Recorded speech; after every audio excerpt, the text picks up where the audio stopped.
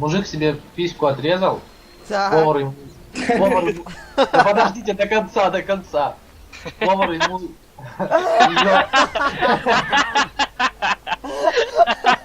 Вот Пожалуйста. Приготовил ее и на 5 частей разрезал, и одна часть стоила 250 тысяч долларов. И их он предложил на званый ужин, пригласил людей. И вот все набралось 5 человек, и он $1 000 000 заработал на письку. Еще раз, подожди, ну-ка я прослушал. Короче, мужик себе письку отрезал, дал повару, он ее приготовил и разрезал на 5 частей. Как бы одна часть, это получалась одна порция, стоила 250 тысяч долларов.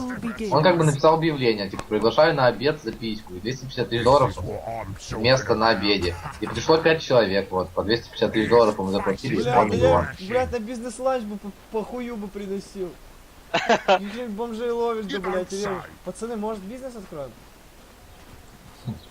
Егор вот будет первый, кто продаст. Тогда считайте, мы можем раз, два, три, 5 миллионов. Как ты быстро посчитал, братан? Экономист все-таки. Не-не-не, будет 4, у Ники даже хуя нету. Ну да.